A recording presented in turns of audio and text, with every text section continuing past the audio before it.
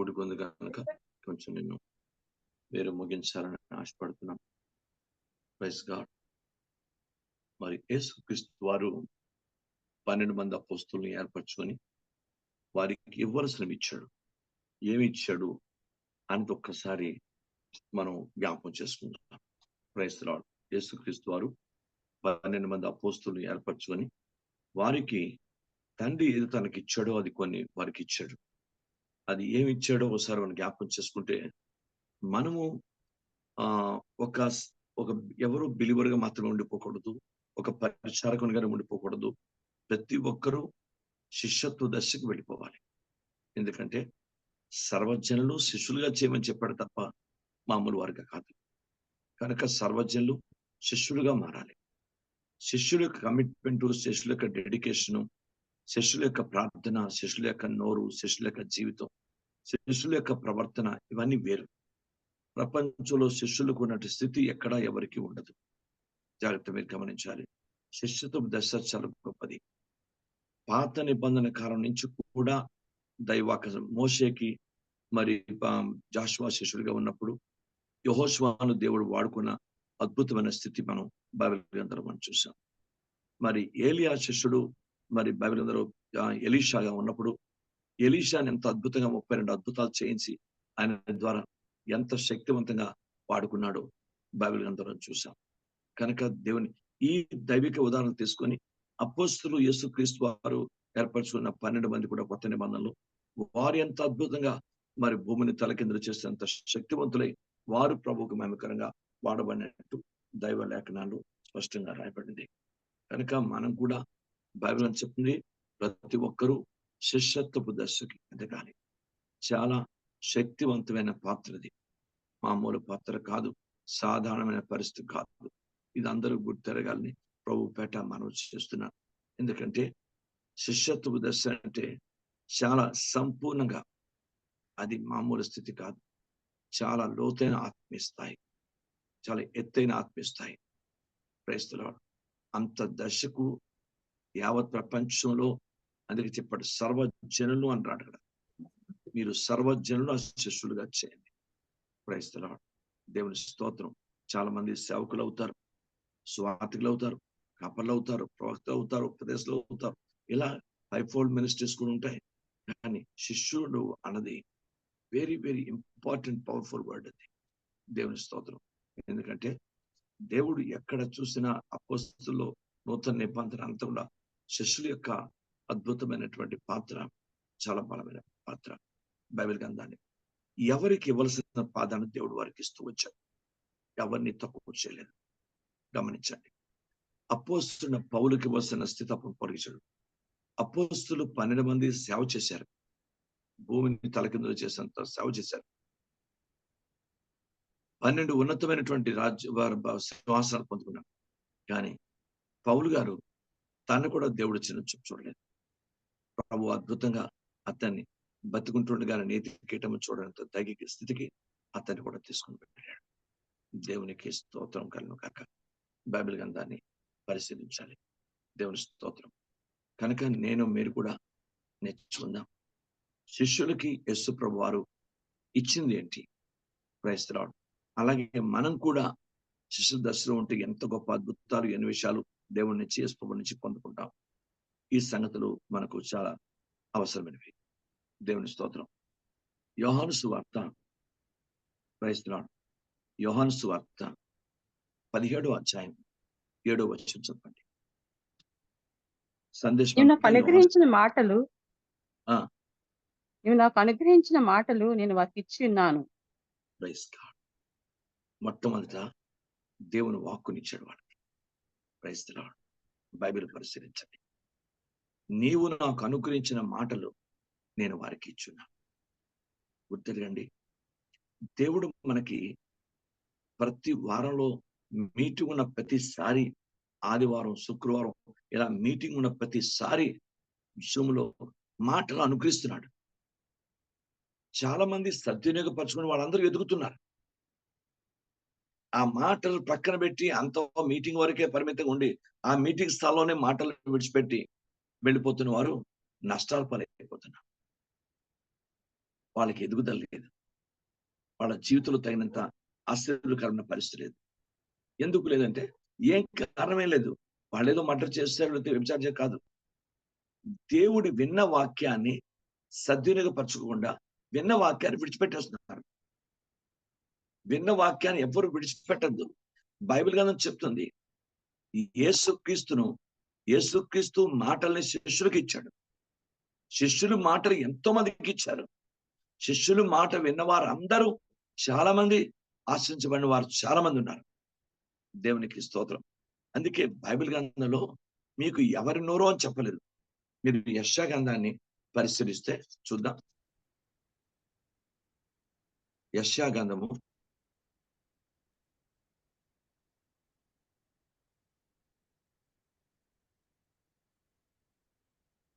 50వ అధ్యాయం 4-5 వచనాలు చూడండి.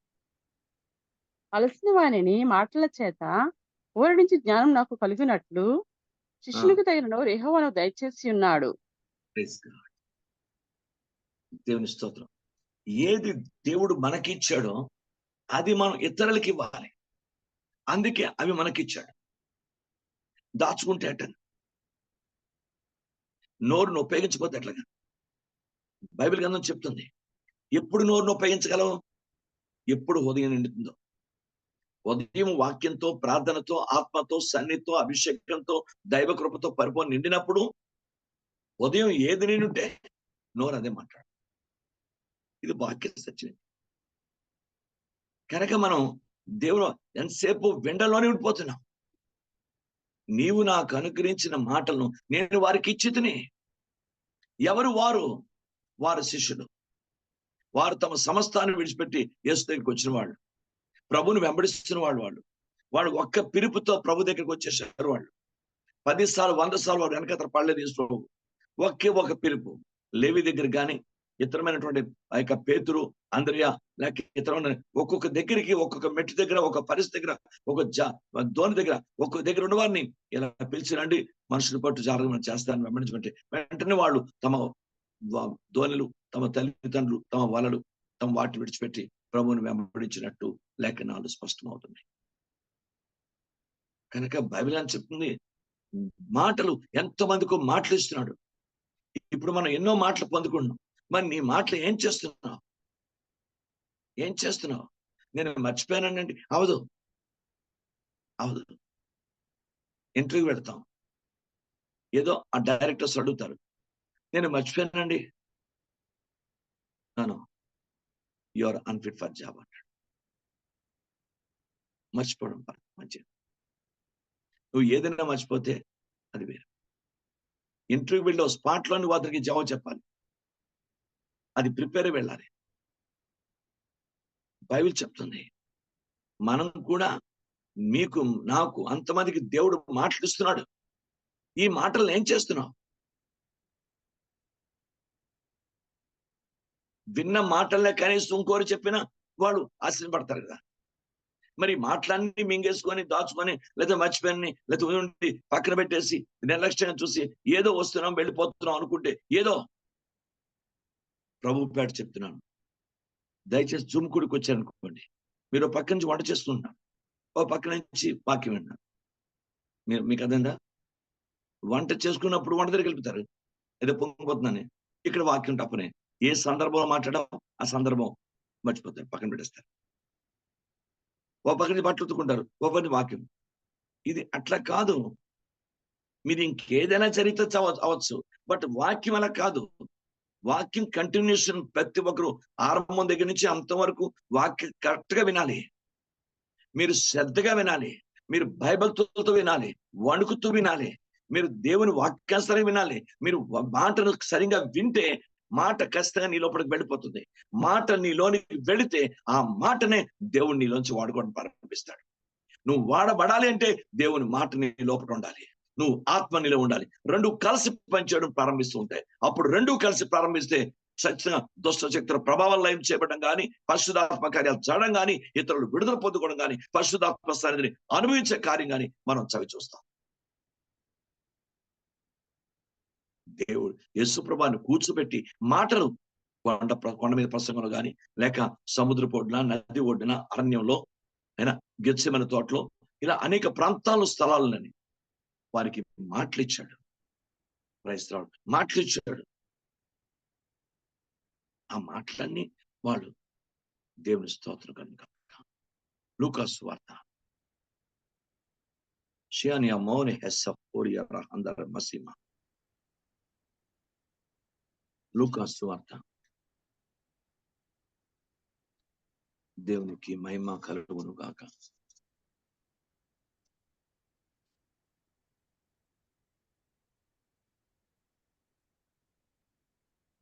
రెండవ అధ్యాయం 19వ వచనం. అయితే మరియా ఆ మాటలన్నీయు తన హృదయంలో తలపోసుకొనుచు భద్రం చేసుకునేను. Praise God. మాటలు భద్రం చేసింది. ఆ మాటలు భద్రం చేస్తుంది కనుకనే ఆశ్రయించబడిన స్త్రీగా, ధన్యురాలుగా, దేవునికి మహిమతో స్త్రీగా, ప్రభు కొరకు మహిమ కొరకు సాక్షిగా ఉండే దైవికమైన స్త్రీగా ఆమె చరిత్ర పటంలో నిలిపింది. మాటలు భద్రం చేయకుండా ఎలా అండి? పనికి మన మాట వదిలిపెట్టా పర్లేదు, అపవిత్ర మాటలు, అనవసర మాటలు అల్లప్పుడు అన్నావు కదా, ఆ మాట గుర్తుండదా? పీపుల్, అనవసర మాట గుర్తుంటాయా? వాక్యం వ్యతిరేక మాట గుర్తుంటాయా? అల్లప్పుడు తిట్టావు కదా, అల్లప్పుడు అన్నావు కదా, అల్లప్పుడు అన్నావు కదా, ఆ మాటలు గుర్తుంటాయా? సాక్షాత్తు దేవుని చేత పలికిన మాటలు గుర్తుండవా? ఎందుకు గుర్తుండవు? వాటి ఎందు ఆసక్తి లేక, అనవసర విషయాల్లో తలదూర్చి, అనవసర విషయాల్లో కలుగు చేసుకొని, అనవసర విషయాలు, అనవసర మాటలు జ్ఞాపకం ఉంచుకొని, అవేదో పగలు తెచ్చుకొని, రోషాలు పెట్టుకొని, వాక్యాన్ని వ్యతిరేకంగా ఉండే పరిస్థితి కాకుండా దేవుని మాటలు భద్రం చేసుకుంటే లీనో భూమిని తలకిందులు చేసి శక్తివంతులు అవుతావు, శక్తివంతులు.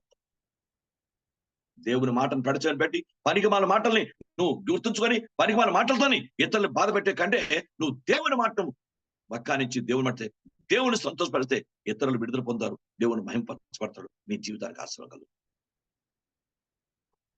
నీవు నాకు అనుగ్రహించిన మాటలు నేను వారికి ఇచ్చినవి. ఆ మాటలు ఇతరులకు ఇవ్వాలి కదా. Praise the lord. భద్రపరచుకోకుండా నీకు ఎవడో ₹1,00,000 ఇస్తాడు, ఇసిరేస్తావా? ఎందుకు ఇసరో? నీకు డబ్బు అంటే అంత ప్రేమ. ఓ వస్తువు ఇచ్చాడు బహుమానం ఎవరోని, మంచిది, దాన్ని ఇసిరేస్తావా? మర్చిపోతావా? పెట్టులో పెట్టుకుంటావు, బీరులో పెట్టుకుని కుదిరి పెట్టుకుంటావు. ఆలోచించండి. మీ అమ్మని ప్రేమించి వచ్చారో ఒక ప్యాంట్ షర్ట్ కొనిస్తుంది, ఇసిరేస్తావా? మీ అమ్మ కొనిచ్చింది కదా అని ఎంతో భద్రంగా, ఇన్ని భద్రంగా పెట్టుకుంటాను నీవు. ఆఖరికి మన చెప్పులు దీంట్లో పెట్టుకుని భద్రంగా పెట్టుకుంటాం, ఒక్కరు కొరికేస్తాయి. పీపుల్, కనీసం దేవుని వాక్యాన్ని భద్రం చేసుకో, దేవుని వాక్యాన్ని ఉదయంలో భద్రం చేసుకో, దేవుని వాక్యాన్ని మనసు ఎలా జీవితంలో ఆశ్రయం పొందుతాం? Praise the name of Jesus. 2 మాటలు చెప్పండి అనగానే ఎంతో మామూలు పడిపోయినాం, మనం బాధపడిపోతుంటారు. అమ్మ ఎలా చెప్పాలి, ఏం చెప్పాలి, ఎలాగా? ఎందుకు? నీ దగ్గర మాటలు లేవు. ఆయన చెప్పిన మాటల్ని పక్కన పెడుతున్నాం, ప్రపంచం చెప్పిన మాటల్ని బాగా గుర్తుపెట్టుకుంటాం. లోకానికి ఇచ్చిన ప్రాధాన్యత దేవునికి ఇవ్వట్లేదు, లోక మాటలకు ఇచ్చిన ప్రాధాన్యత దేవుని మాటకి ఇవ్వట్లేదు. ఎన్నో మాటలు ప్రభువారు మాట్లాడుతున్నాడు. వారికి అనుగ్రహించిన మాటల్ని అంతా కూడా దేవుడు యేసు ప్రభు వారికి ఇచ్చిన మాట వాళ్ళు భద్రం చేశారు, మరీ భద్రం చేసుకున్నారు. వాళ్ళ జీవితాలు అద్భుతంగా దేవుడు దీవించాడు. ఆశ్చర్యంగా భూమిని తలకిందులు చేసేవారి శిష్యుడు మరి చరిత్ర పుటలో యేసు ప్రభువుని కన్న తల్లిగా, లోకరక్షణని ప్రపంచానికి అందించే ధన్యమైన స్త్రీగా చరిత్ర పుటలో నిలిచిపోయింది. మరియా భద్రం చేసుకుంది. స్త్రీలందరూ, పురుషులందరూ దేవుని వాక్యాన్ని భద్రం చేసుకోవాలి కదా. దేవునికి స్తోత్రం కనుక. బైబిల్ ఎంత గొప్పదండి. నీవు నాకు అనుగ్రహించిన మాటలు, praise the name of Jesus, నేను వారికి ఇచ్చింది. ఆ మాటలే వారి జీవితానికి ఆధారమైపోయాయి. దేవుని స్తోత్రం. ప్రభు వచ్చిన రొట్టెలు వారు తిన్నారు, అది వెళ్ళిపోతుంది. ప్రభు ఇచ్చిన వాళ్ళు తరగ ద్రాక్షరసం ఇంకో మరొకటి తాగారు, అది ఇదవుతుంది. బైబిల్ వారు ప్రభు ఇచ్చిన మాటలు దేవుని స్తోత్రం.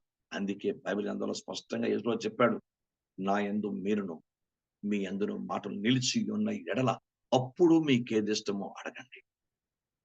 అలా కాకుండా నాకు ఇది కావాలి, అది కావాలి, అది కావాలి, ఇది కావాలని ఆ మాటలు నీలో ఉంచుకోకుండా మనం ఏదో అడిగేస్తే దేవుడు వెరివాడా? నువ్వు మనం అడిగిన ప్రతి దానికి జవాబిచ్చడానికి. Praise the name of Jesus. దేవుని వాక్యం చెప్తుంది, నాకు అనుగ్రహించిన మాటలు నేను వారికి ఇచ్చాను. యేసు ప్రభు వారు తండ్రి ఏ మాటలు ఇచ్చాడో ఆ మాటలు ఆయన చెప్తున్నాడు. తండ్రి మాటల్ని ఆయన ఉంచుకున్నాడు. ఆయన ఏ మాటలు తండ్రి ఇచ్చాడో అది శిష్యులకు ఇచ్చాడు. శిష్యులు ఏ మాటలైతే విన్నారో ప్రపంచంలో అనేక మందికి ఇచ్చారు. ఈనాడు ప్రపంచంలో అనేక మంది, అనేక దేశాలు సైతం ఒక్కొక్క శిష్యుని ద్వారా అనేక దేశాలు సైతం విడుదల పొంది రక్షింపబడినటువంటి కార్యక్రమాలు జరిగినాయి. ఈ రోజు నేను మీరు రక్షణ పొందడానికి కారణం ఏంటి? మనకు తోమా భారతదేశం రాబట్టే కదా. ఆ తోమా ద్వారా ప్రకటించబడిన వాక్యం మరొకరు విని అలా మన వరకు రాబట్టే కదా ఈ రోజు ఆ వాక్యం మన పట్టుకొని మన ప్రభు దగ్గర కూర్చోబెట్టింది దేవుని బిడ్డగా. వాక్యం అలా వ్యాపించింది కదా. మరి బైబిల్ గ్రంథంలో దేవుడు ప్రపంచం అందరిచ్చినవి దాచుకుంటావా? దేవుడు నీకు ఇచ్చింది దాచుకోవా? దేవునికి స్తోత్రం కలుగును గాక. ఇది వెరీ వెరీ కీ పాయింట్. ఇది అర్థం చేసుకోండి. ప్రపంచంలో ఎవరేది ఇచ్చినా, ఒక భర్తకి భార్య ఇచ్చిన, భార్యకి భర్త ఇచ్చిన, తల్లిదండ్రులు పిల్లలకి ఇచ్చిన, పిల్లలతో తల్లిదండ్రులకి ఇచ్చిన, మీకు అర్థమైందా? చూడండి, మా రిచి బాబు మనం మా పెళ్లి రోజు వస్తే వాడు ఒక చిన్న దీన్ని డ్రాయింగ్ చేసి ఇచ్చాడు. తాతగారు ఇది మీరు ఇంటికి వెళ్ళి చదువుకోండి తాతగారు అని చెప్పి ఇచ్చాడు. ఒక బొమ్మ, ఇల్లు బొమ్మ గీసి హ్యాపీ మ్యారేజ్ డే అంటే ఇల్లు వలె కట్టబడే దీనికని వాడికి ఎలాగ అర్థం వచ్చిందో మరి ఎవరు చెప్పారో వాడు మనకు తెలీదు. వాడు రాసి చక్కగా రాసి ఆ డ్రాయింగ్ చేసి ఇచ్చాడు. ఇగో నేను దాన్ని పడేలేదు, దాచుకొని నా బల కింద జాగ్రత్తగా దేనికని పెట్టాను. చిన్నపిల్లడు తాతగారిని ఇచ్చింది ఉంచారంటే ఇగో నన్ను ఉంచాను అని వాడు చెప్పడానికి. అంటే ఆలోచించండి, ఒక మనుషుడిగా నన్ను అర్థం చేసుకోండి. నేను ఆ మనోడిచ్చింది ఉంచుకున్నానా అంటే మరి దేవుని వాక్యాన్ని ఉంచుకోనా? సాక్షాత్తు పరిశుద్ధాత్మ దేవుడు ఆయన పరలోకం నుంచి ఇస్తున్న మాటల్ని, ఆయన వాక్యం చదువుతుండగా ఆయన ఇస్తున్న జ్ఞాపకాలని అవన్నీ మదిలో ఉండవా? మదిలో పెట్టుకోనా? మరి ఎలాగా? Praise God. నేను ఉదాహరణ చెప్పాను. అందరూ ఇచ్చినవి దాచుకుంటామా? దేవుడు ఇచ్చిన మటుకు పక్కన పెడతామా? Praise the lord. ఉదయం చెప్పిన మెసేజ్ ఓర్ గడిలో చెప్పండి, మరి చెప్పలేరు. మరి 10 గంటల ప్రసంగిస్తున్న మెసేజ్ 11 గంటల చెప్పలేరు. ఎలా అండి? ఆలోచించండి. Praise the Lord. అండి ఆలోచించండి. అమ్మా నేను మధ్యాహ్నం ఏం వండుకొని తిన్నావు అంటే తప్పనా పాస్టర్ గారు? చేపల పులుసు తిన్నాం అంటాం. అది గుర్తుంది. అమ్మా ఈ రోజు ఉదయకాలం ఏ మాట విన్నావు? నిన్న గురించి అడగలేదు నేను. ఈ రోజు ఏ మాట విన్నావు? మర్చిపోయానండి. చేపల పులుసు జ్ఞాపకం ఉందా? దేవుని మాటలు జ్ఞాపకం లేవా? ఇది జీవాన్ని ఇస్తుంది. అది కాస్త కొత్త చిన్న శక్తిని ఇస్తుంది, రుచినిస్తుంది, ఆకలి తీరుస్తుంది. ఆలోచించండి. నీవు నాకు అనుగ్రహించిన మాటలను నేను వారికి ఇచ్చింది. శిష్యులు ఎందుకు శిష్యులకు తగిన నోరంటే వారు అదే నోటితో ఏ చెవులతో వాళ్ళు విన్నారో అదే నోరును వాళ్ళు ఉపయోగించి ఆ మాటల్ని ఇతరులకి వాళ్ళు బతికినంత కాలం భూమి మీద అనేక మందికి యేసుక్రీస్తు చెప్పిన మాటలే ఇచ్చారు. Glory God. అలా ఆయనదే మనం పంచగలిగితే దేవునికి స్తోత్రం కలుగును గాక. నా మాటలు బండలు బద్దచే సుత్తి వంటివి కావా? బైబిల్ గాని చెప్తుంది, అవి అగ్ని వంటిది కాదా నా మాట? నువ్వేమిస్తున్నావు? అగ్నిస్తున్నావు, సుత్తి లాంటి మాటిస్తున్నావు, శక్తివంతుల మాటిస్తున్నావు, జీవం కలిగిన మాటిస్తున్నావు, రక్షించే మాటిస్తున్నావు, ఆశించే మాటిస్తున్నావు, అభిషేకంతో కూడిన మాటిస్తున్నావు. దేవుని నోటి నుంచి మాటనే నీ నోటు తీసుకున్నావు, నీ నోట్లోకి ఇస్తున్నావు. అందుకే ఎవరు ఈ మాటను అవలంబిస్తారో వారికి వాగ్దానం వర్తిస్తుంది. ఏ వాగ్దానం అంటే, నేను నీ నోట, నీ పిల్లల నోట, నీ పిల్లల నోట కూడా నేను నా మాటలు తీసివేయకుండా ఉంచాలని చెప్పాడు. Glory to the name of Jesus Christ of Nazareth. ఆ మాటలు ప్రతి స్త్రీ కూడా, ప్రతి పురుషుడు సంఘంలో నేర్చుకోండి. నీవు నాకు ఎందుకు ఇచ్చావంటే తోటి వారికి ఇవ్వడానికి ఇచ్చావండి. Praise God. నీ జీవితంలో అనువర్తింప చేసుకుంటూ తోటి వారికి నువ్వు ఇవ్వడానికే నీకు ఆ మాటలు ఇచ్చాను. నువ్వు ఆ మాటలు ఇవ్వకపోతే ఎలాగా? ఆలోచించు. నిన్ను దేవుళ్ళు ఎక్కడితే నీకేం చెప్తావు? Praise the name of Jesus. దేవుని స్తోత్రం. భూమిలో పాతిపెట్టిన వాడిని ప్రత్యేకంగా అడిగాడు. 5 వాడు 10 చేశాడు, 2 వాడు 4 చేశాడు. ఒక్కవాడు అడిగాడు, నువ్వు కట్టినడు అని, నువ్వు విత్తన దాన్ని వస్తావని. నేను భూమిలో పాతిపెట్టి నా కట్టినతో నీకెందుకయ్యా? ఏం తెలుసు నీకు నా గురించి కట్టిన? నేను ఇచ్చింది నువ్వు లేకపోతే నువ్వు నాకు ఇచ్చి నేను మరోడికి ఇచ్చుకుంటాను. మరి ఇప్పుడు నువ్వు దేవుడిచ్చింది భూమిలో పాతి పెడుతున్నావా, లేక హృదయంలో ఉంచుకుంటున్నావా, మనసులో ఉంచుకుంటున్నావా, జీవితంలో దాన్ని ధ్యానిస్తున్నావా, దాన్ని ఎవరికైనా ఇస్తున్నావా? ఏమీ ఇవ్వకుండా ఎలాగయ్యా? పరలోకం అంటే అంత సులభమా? దేవుని రాజ్యం, జీవరాజ్యం అంటే సులభమా? 1000 ఏళ్ల పరిపాలన అంటే అంత సులభమా? ఒక్కసారి బైబిల్ గ్రంథం తీయండి. అపోస్తలుల కార్యం 14:22 చదవండి. ఏముందో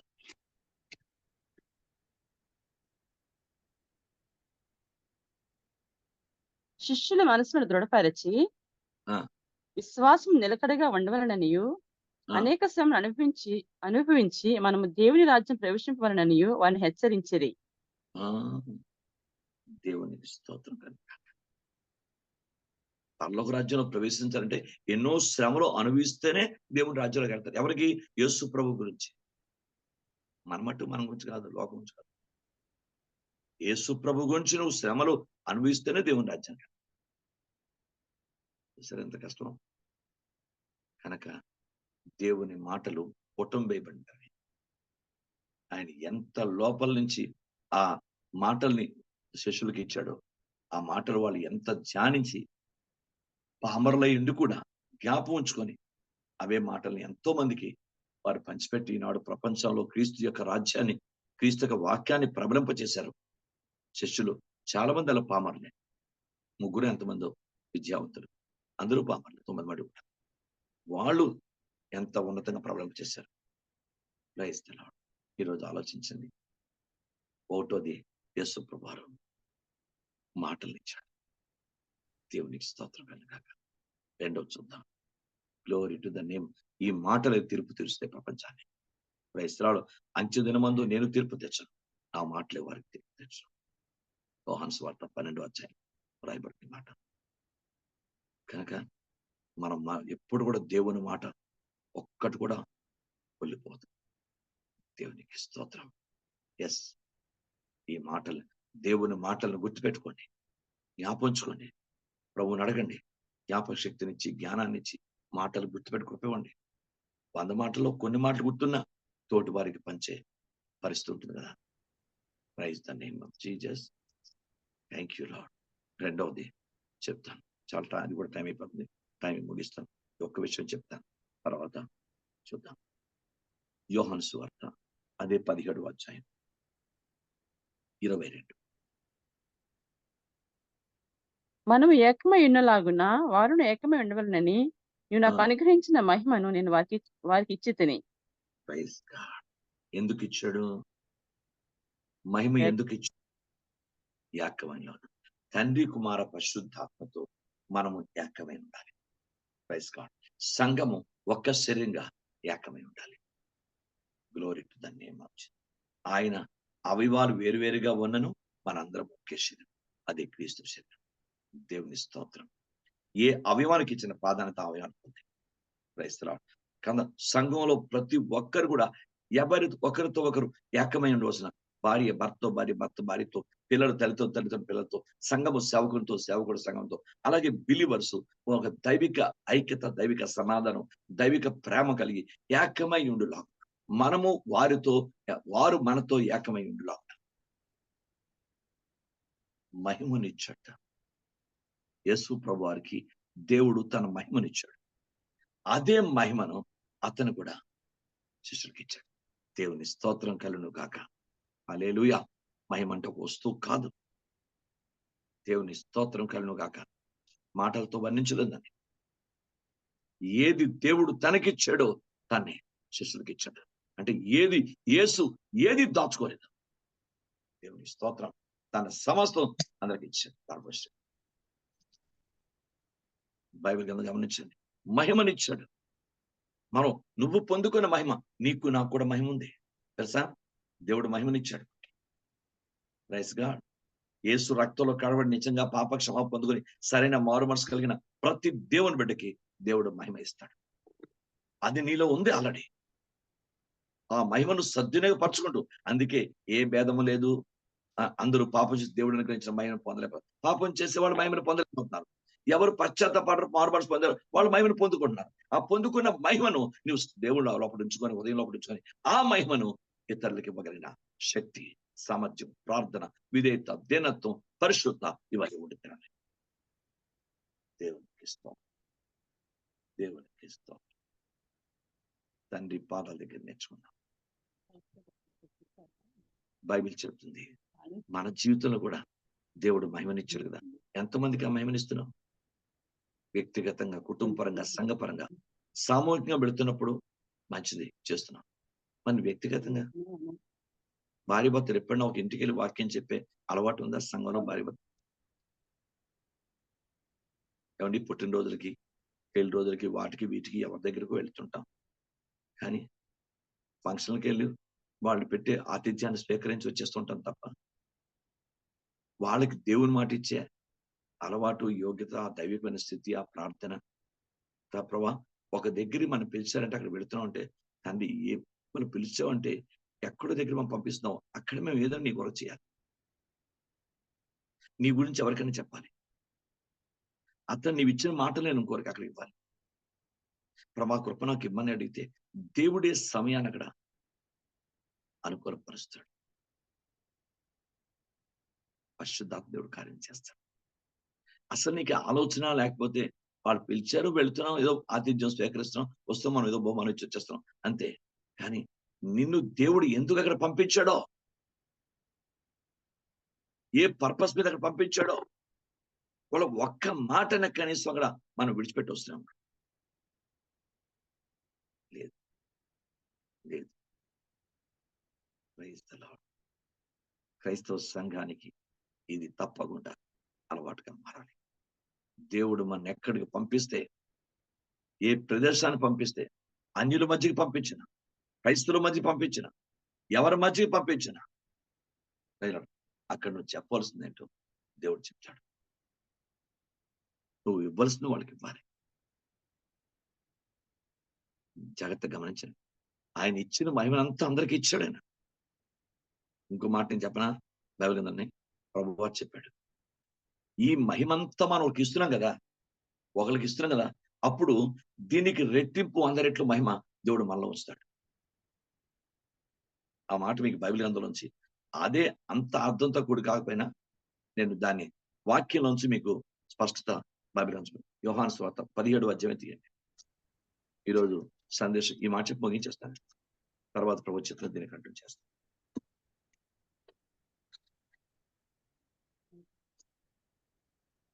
5వ వచనం చదవండి. 17:5. తండ్రి, లోకము పుట్టక మునుపు నీ యొద్ద నాకు ఏ మహిమ ఉండెనో ఆ మహిమతో నన్ను ఇప్పుడు నీ యొద్ద మహిమపరచుము. లోకమును బైబిల్ నువ్వు నాకు లోకం పుట్టక మునుపు ఏ మహిమతో నన్ను ఉంచో అదే మహిమతో ఇప్పుడు నేను మహిమపరచు. మహిమ అతను ఇచ్చాడు కదా అని చెప్పి అతని కొలతలేదు, కొరత లేదు, మహిమను కొరత చేయలేదు. దేవుడు ఏ మహిమను తన కుమారుడికి ఇచ్చాడో అంతకు మించిన మహిమతోనే దేవుడు ఆశించాడు. దేవుని స్తోత్రం కనుగాక. మహిమ ఎప్పుడు తగ్గనివ్వడో, కానీ ఇశ్రాయేల్లో తగ్గింది. 2 కొరింథీ 3వ అధ్యాయం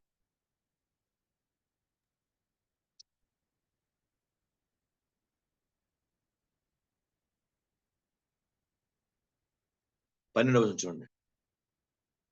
తగ్గిపోచున్న మహిమ యొక్క అంతమును ఉమ్, ఇశ్రాయేలీయులు తేరి చూడకుండానట్లు మోషే ఆ, తన ముఖం మీద ముసుగు వేసుకొనెను. చూసారా? ఇశ్రాయేలు పాపం చేసిన కారణంగా మహిమ తగ్గింది వాళ్ళకి. కానీ క్రైస్తవుడు మహిమ తగ్గకూడదు. కిందకు వద్దాం. 17-18 వచ్చాను చూడండి. ప్రభువే ఆ ప్రభువే ఆత్మ, ప్రభు ఆ, యొక్క ఆత్మ ఎక్కడ నుండునో అక్కడ స్వతంత్రం ఉండును. ఆ, మనమందరమును ముసుకులేని ముఖముతో ప్రభు యొక్క మహిమను అద్దము వలె ఆ, ప్రతిఫలింపచేయొచ్చు. మహిమ ఆ, నుండి అధిక మహిమను పొందొచ్చు. ప్రభు ఆ, ఆత్మ చేత ఆ ఆ. పోలికగానే మార్చబడుచున్నాము. దేవునికి ఇష్టం. మహిమ నుండి అధిక మహిమను పొందుకోవచ్చు. దేవుని మహిమ మనలో ఇంక్రీజ్ అవ్వాలి తప్ప డిక్రీజ్ అవ్వకూడదు, తగ్గకూడదు.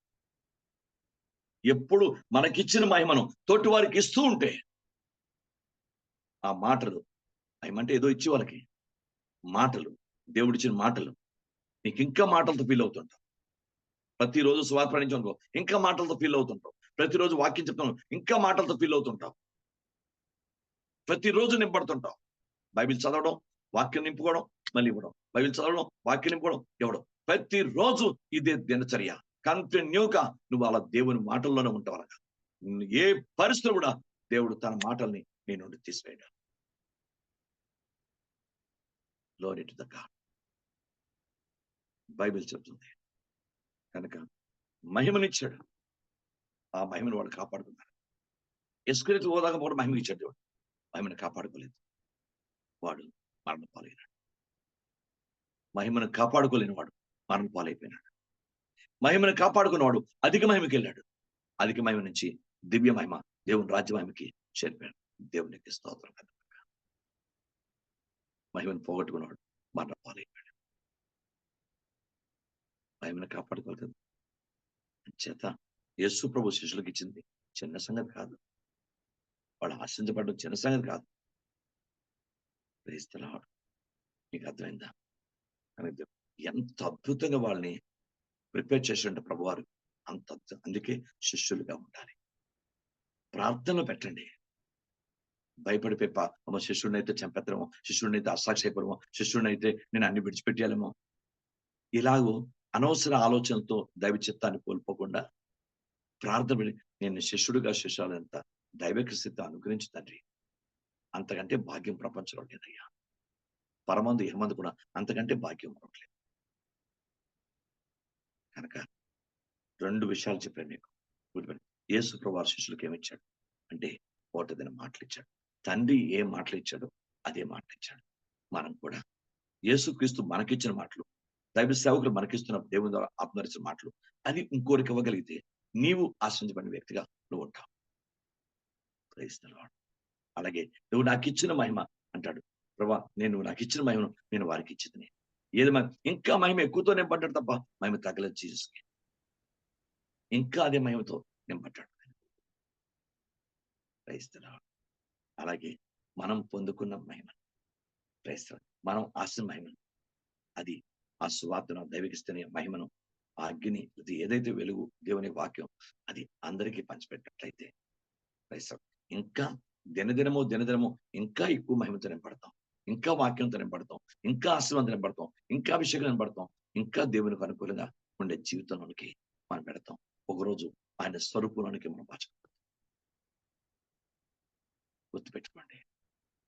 యేసు ప్రభు శిష్యులుగా ఉంటే ఎంత ఆశీర్వాదం. Praise the Lord. మనకి బాహ్యంగా వాళ్ళు మన బట్టలు మనతో ఎప్పుడు అంగీతం ఉంటారు కదా, వాళ్ళు మనకు కనిపించరు. కానీ వారు పొందుకుంది, వారు నింపుకుంది, వారు వెళ్ళింది ఎంత స్థాయి. దేవునికి స్తోత్రం కలుగుగాక. దేవుని బిడ్డలు శిష్యులు అవుదురు గాక. మనందరినీ దేవుడు ఆయన శిష్యులుగా దీవించును గాక. దేవుడు తన మాటలు మన మీద దీవించును గాక. ప్రార్థన చేద్దాం. ప్రభు ఆత్మతో ప్రేరేపించబడండి.